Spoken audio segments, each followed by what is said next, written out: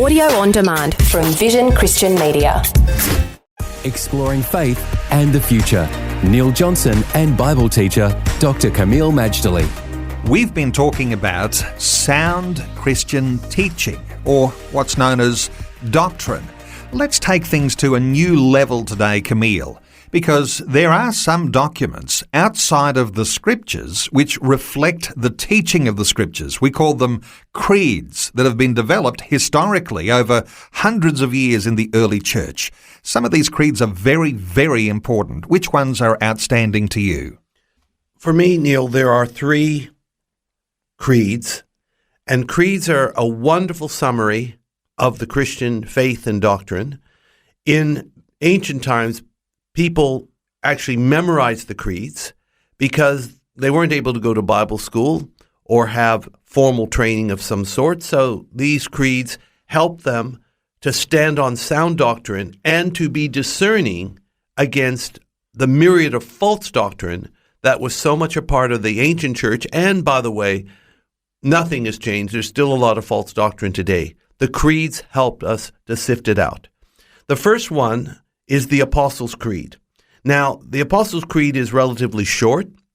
It wasn't actually produced by the apostles themselves, but it does contain a wonderful summary of what they taught. Remember in Acts 2:42, the early church gave themselves over to the apostles' doctrine.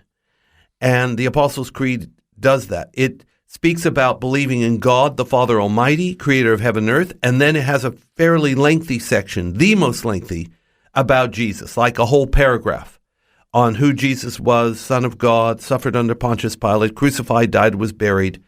And then the final part of the creed talks about believing in the Holy Spirit, the universal church, the communion of saints, and so on.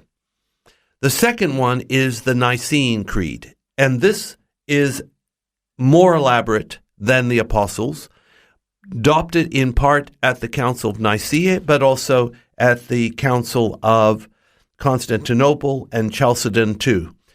This creed, the Nicene Creed, really is a brilliant summary of what we call Orthodox Christian doctrine. I mean small o, Orthodox.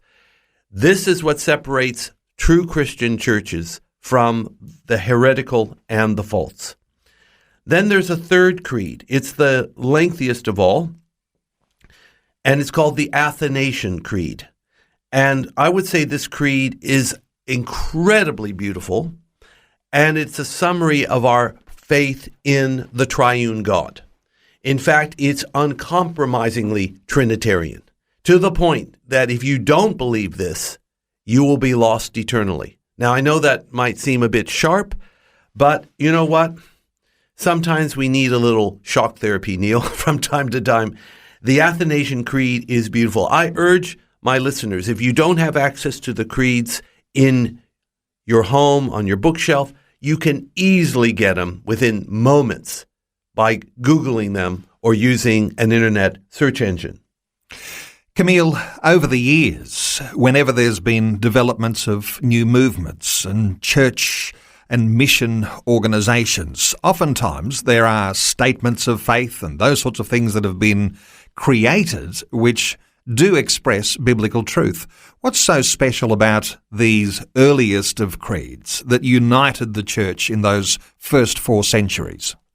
Well, I believe these creeds is what helped to filter orthodoxy versus heresy, because the early church grew so rapidly that the devil wanted to sow some tares among the wheat. The creeds helped discern the wheat from the tares and keep the church on track. Faith and the Future with Neil Johnson and Dr. Camille Majdali from Teach All Nations. Find articles, videos and podcasts from Dr. Camille, plus today's and other episodes of Faith and the Future in the Vision app or at vision.org.au.